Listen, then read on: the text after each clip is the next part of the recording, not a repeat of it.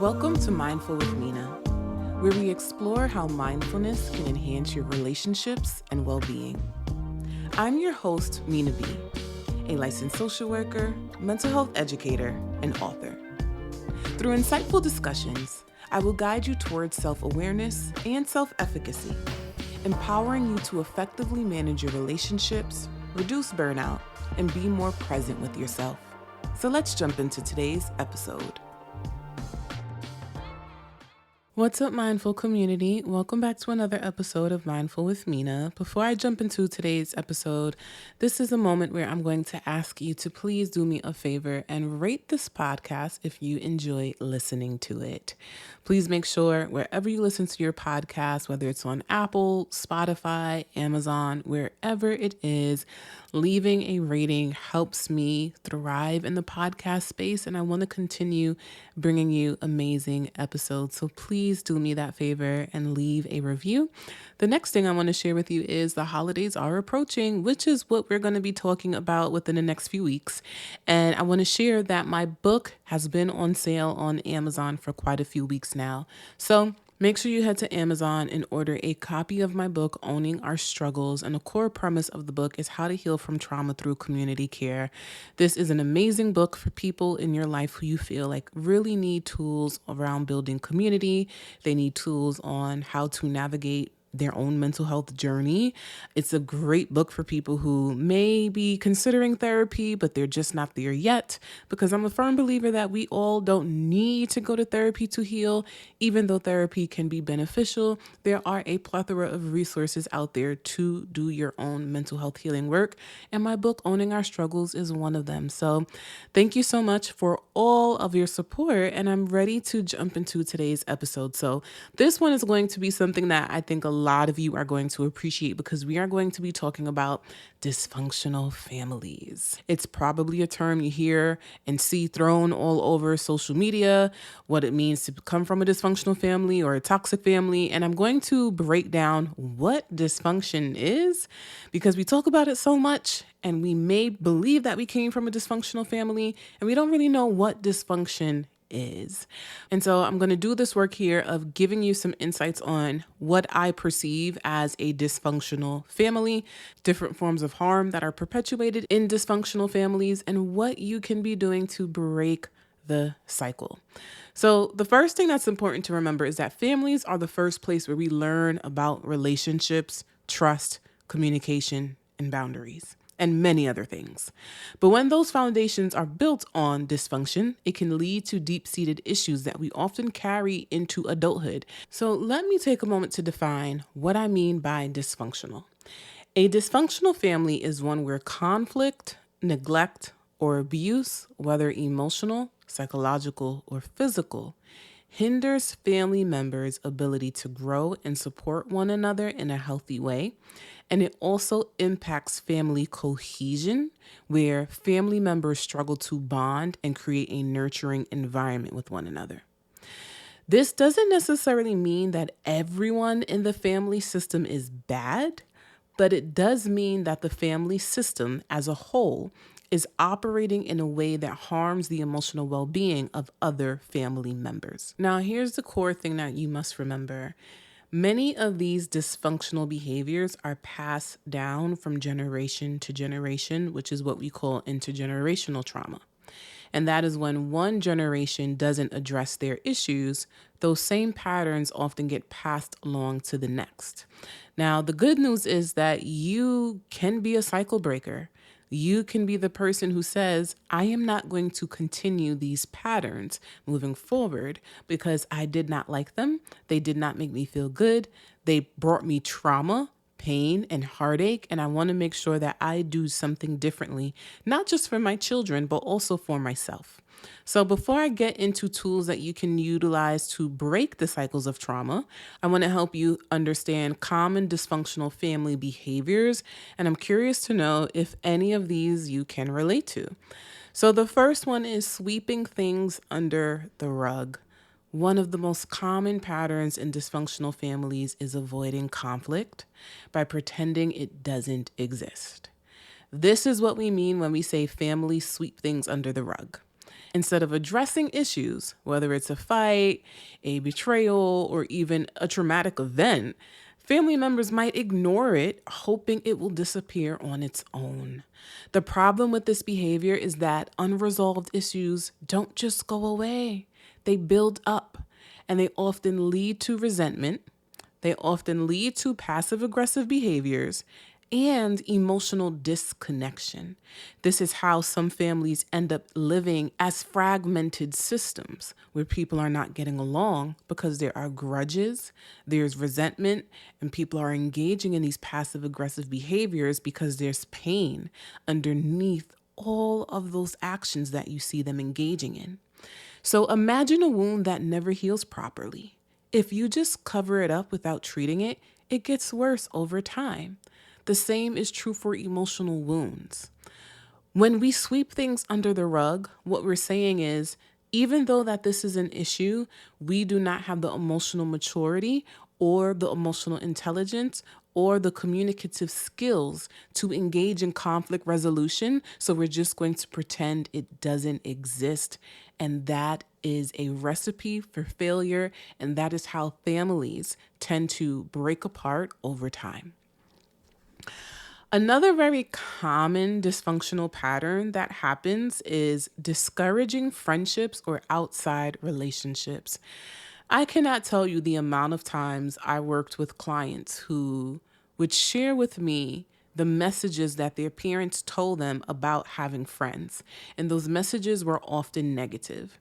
They were told that they were either not allowed to have friends, or if they did have friends, they were often told not to trust their friends. They were told that their friends are going to be their biggest hater or their biggest enemy. They were told things like, you don't need friends, you just need your family, you only need your siblings, friends are going to disappoint you, friends are going to harm you. And it makes sense why a lot of us now in our society are struggling to develop healthy friendships, and we're also struggling sustaining certain friendships because a lot of us don't realize that we have been told a lot of lies, we've been told harmful messages, and we have been fed these toxic ideologies about what friendship means. Therefore, a lot of us don't even know what it means to be a friend, and we also don't know what it means to seek healthy friendships. How do you play a role in building a healthy relationship if you've never witnessed a successful, healthy platonic friendship, or if you've been told that platonic friendships are not valuable? So this is a pattern that we have to pay attention to. Some of the ways that parents can discourage their children from building healthy relationships is by being overly critical of their children's friends, or they might instill a sense of guilt in their kids for spending time with others. In some cases, they might frame the family as the only people you can really trust. Again, going back to those harmful scripts that I mentioned, the idea that your friends are going to disappoint you, only your family is going to protect you, all of these different things. And what's crazy is sometimes your family is the system causing you harm. And this is why chosen families can be so beautiful. But this is how the toxicity keeps you stuck in a system of dysfunction, because if you're being told from young, friends are not valuable, but then you come from a very dysfunctional and unhealthy family system, it's hard for you to understand or even know how to navigate building any kind of a healthy relationship with someone, because your first system, which is your family system, is not even doing a good job at nurturing you. And so while it's important to have close family bonds, discouraging outside relationships can lead to isolation. Children need the freedom to explore relationships because that helps them develop their social skills, and it helps to build a support system outside of their family unit. And that also is going to help you as you become an adult. So when families discourage this, it can create codependency and makes it difficult for kids to form healthy, balanced relationships in adulthood. As an adult, I want you to take a moment to reflect. And I want you to think about the messages your family told you about what it means to have friends. What were the messages that they instilled in you? What were the beliefs that they instilled in you around friendship? And were they healthy or were they negative? And how do you see that seeping out now in the current friendships that you are trying to build or sustain? Now, the next common dysfunctional behavior that dysfunctional families engage in is keeping secrets. Secrets are another hallmark of dysfunctional families. Sometimes these secrets are about serious matters like addiction, abuse, or financial problems. Other times they might be more subtle, like hiding emotions or not talking about things that are bothering you. Families that operate in secrecy often do so under the guise of protecting one another. But in reality, secrecy creates an environment of shame and mistrust. And often, the secrecy is created because of feelings of shame that happen in families. When we think of family members who are struggling with addiction, there's a sense of shame attached to that because of the messages that people have in society about those who do struggle with addiction. And so there are some family members who want to keep it a secret that maybe Uncle John or your aunt or whoever this person is in the family is dealing with addiction because of the shame that comes with knowing that somebody is struggling with their mental health and their well-being. Often think about the shame that comes up when you are struggling financially and you need help, but you're too afraid to ask for help.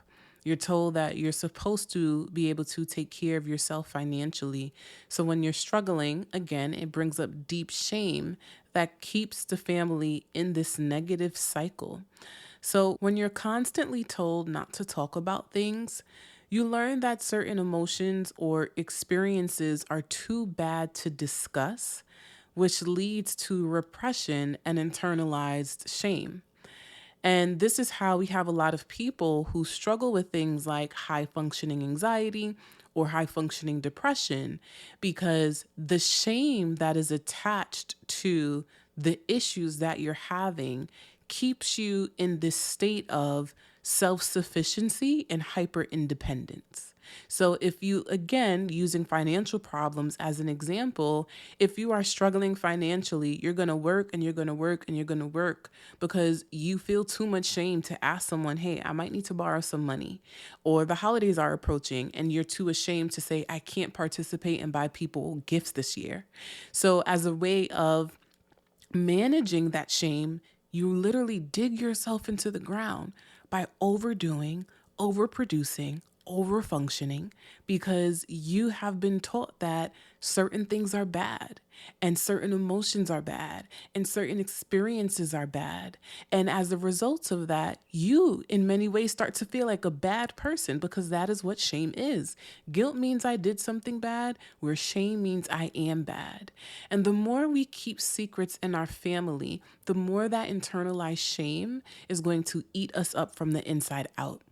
And so you have to talk about things that are bothering you because guess what? Those problems are not going to disappear just because you're holding on to them. Those problems are not going to disappear just because you swept them under the rug. Those problems are not going to disappear just because you've held on to that secret since you were 5 years old. That problem is going to continue to impact your mental health and your well-being. And until you talk about it, you are going to continue to experience this negative state of being because we are not meant to hold on to things that are harming us. So recognize the secrets that you're holding on to and when it's time to let go of them. The next one is probably something a lot of us can relate to, which is avoiding accountability. Oh my goodness. This is something that is just a pet peeve of mine. Like if you did something and you know you are wrong, why is it so hard for you to say sorry? Now, the therapist in me knows the answer, but the human part of me is just like, for real, you really gonna drag this out because you just don't know how to say sorry? Like, what's going on? And so what I've noticed is that in dysfunctional families, accountability is often avoided at all costs. It's like the word sorry is going to put a spell on somebody. Like people really just be out here having the hardest time engaging in personal responsibility. And parents or caregivers might refuse to admit when they're wrong or when they've hurt someone. And there is a specific group of people in our families that sometimes engages in this act, and it can be our parents or our caregivers, where they refuse to admit when they're wrong or when they've hurt someone. And this could look like gaslighting, where they deny your reality or simply deflect blame onto others. Sometimes your siblings will do this. Think about the times when you were a child and your older sibling or your younger sibling broke something and they put the blame all on you. Like, all right, that was cute when we were 7 or when we were 9, but not at our big age when we're in our 30s or in our 40s, honestly, even in our 20s. At some point, you can't keep blaming me for your actions. And so the reason why avoiding accountability harms families is because it teaches people that mistakes or harmful actions should be hidden or ignored rather than addressed and repaired.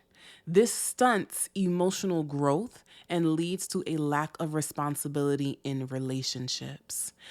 If you do not know how to hold yourself accountable by acknowledging your actions, the impact of your actions, and doing the work of trying to repair the harm or the ruptures that were caused, this is going to impact your ability to create healthy, safe, nurturing relationships with your family members. And so I want to talk quickly about the impact of growing up in a dysfunctional family, because as I said earlier, this will impact you into adulthood. People raised in these environments often struggle with issues like low self-esteem, anxiety, depression, and difficulty setting boundaries. There are other ways that dysfunction can happen in a family system. Sometimes dysfunction can look like a parent who is expecting perfection out of their child. And so everything is rigid, everything has to be done a certain way. And when it's not done a certain way, that child is ridiculed and criticized. And that is how children end up dealing with low self-esteem. Another thing that happens is when parents engage in conditional love. A parent-child relationship is the only relationship where love is supposed to be unconditional because that child did not ask for life. You made a choice to bring this child into the world, and the parent is supposed to nurture their children and develop a secure, safe, foundational attachment with their child without any conditions. But some parents may only give love if the child does what they want. And so this can lead to emotional problems like a child having depression or having low self-esteem because they recognize that love is not unconditional in this home. The only way I'm going to be loved is if I take care of my siblings tonight because I'm the eldest child. The only way that I am going to be loved is if I come home and soothe my mother or my father regarding their emotions because they're so emotionally immature that I have to do their emotional work for them. The only way that I can be loved is if I do all of these little things in the home to be seen and to be valued because maybe my parents only pay attention to me when I am doing certain things for them in the home that maybe I should not have to do.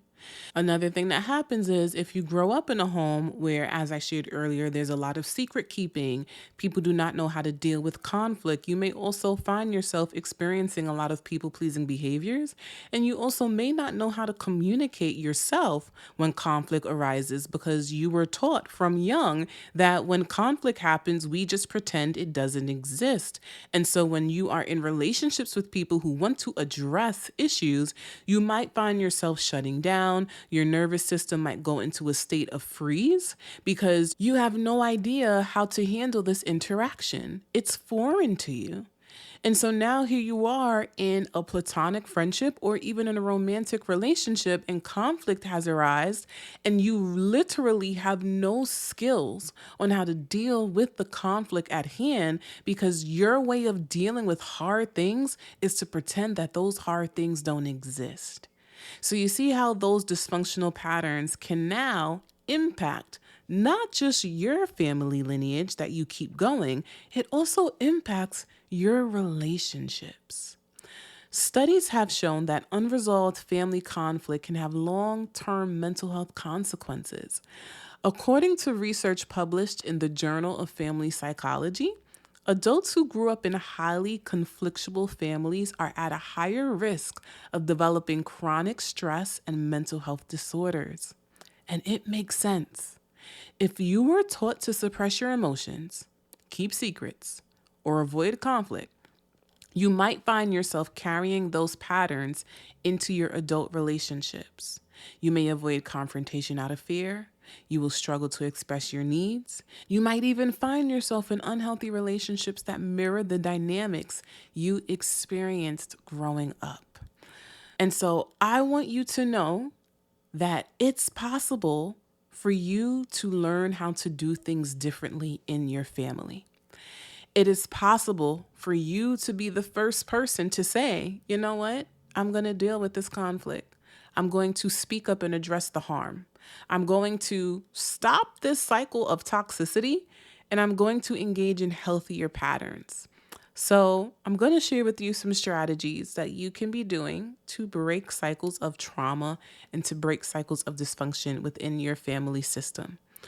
The first step to breaking any cycle is acknowledging that it exists. That list that I just gave you, sweeping things under the rug, keeping secrets, avoiding accountability, chronic perfectionism in the home, I want you to literally take a moment to reflect and think back and ask yourself, did I deal with some of these things as a child? Because if you don't acknowledge that it happened, it is going to be hard for you to understand what needs to be fixed. Another thing to understand about acknowledging the things that you experienced is that this is not about assigning blame or shaming yourself or anyone. It's about recognizing patterns so that you can simply choose a different path moving forward. The next thing that you need to do is learn how to set boundaries. One of the most important tools for breaking dysfunctional patterns is setting boundaries to protect your mental and emotional health by allowing you to decide what behaviors you will and won't accept. So this could mean limiting contact with certain family members, refusing to engage in toxic conversations, or simply asserting your needs in a clear, firm way. I understand that setting boundaries can be tough, especially if your family has a history of guilt tripping you or trying to push your boundaries, but it's a critical step in protecting your well-being and breaking away from unhealthy patterns. You have to remember that erecting boundaries is kind of like building a muscle. You're not going to walk into the gym and grab a 50-pound weight if you've never lifted before. You probably will start with a 5-pound, progress to 8 pounds, and progress heavier and heavier as you go to the gym. And so you have to think about setting boundaries that way. This is a form of mental fitness. You have to teach yourself that you have the ability to do hard things. I also encourage you to listen to episode 3, which is titled Rules versus Boundaries, because I break down the difference between a rule and a boundary in that episode. And I give you a bit more tools on ways that you can be more firm with your boundaries, but also use discernment regarding your requests. Because a big mistake people often make is assuming that the rules and the requests that we make are boundaries, and that is not what a boundary is. A rule is a request or guideline that you impose on someone else, where a boundary is a guideline that you impose on yourself. So when I tell you about setting boundaries, what I'm saying to you is you need to be thinking about the guidelines you are going to enforce on yourself. What are the conversations you're going to engage? When are you going to decide that it's time to end a conversation? When are you going to decide that it is time for you to distance yourself maybe from a certain family member, or reassess the level of closeness that you have with someone in order to protect your mental health and protect your peace? So again, when I tell you to think about your boundaries, it's things that you can control, and you can only control you. The next way you can learn to break cycles of dysfunction is to stop keeping secrets and stop sweeping things under the rug. It is time for you to develop the skills of conflict resolution and learning to build healthy communicative skills so that you can address things when they happen. It's important for you to learn how to be open about certain behaviors, how they affect you, and engage in transparency in your relationships in order to move forward. So if your family has a history of keeping secrets, you don't have to continue that pattern. If your family has a history of sweeping things under the rug, you also don't have to continue that pattern. You have to break the cycle by speaking your truth and allowing others to do the same. When we engage in conflict resolution, one of the things we have to remember is that we cannot control people's emotional reactions to the things that we bring up or the experiences that we share that we have had. And so it is okay to talk about how you feel, but understand that you cannot control how anybody else feels in the room. And so if you want to experience family cohesion, you also have to be okay with understanding that you are going to have a particular experience in your family and someone else might be having a completely opposite experience of you. And sometimes those experiences might clash, but you can do the work of honoring that their experience is their experience and they have a right to it. Addressing conflict doesn't mean that everybody has to view things the way I view it. It also doesn't mean that everybody has to feel the way I feel. That's not what conflict resolution is. It's about understanding that we have different experiences, different feelings, but we're going to work toward cohesion together so that we can exist in a family system that is still cohesive and safe despite having differences. So remember that when it comes to managing conflict in your family. The next thing I'm going to share is that sometimes these patterns are so deeply rooted that you might need professional help.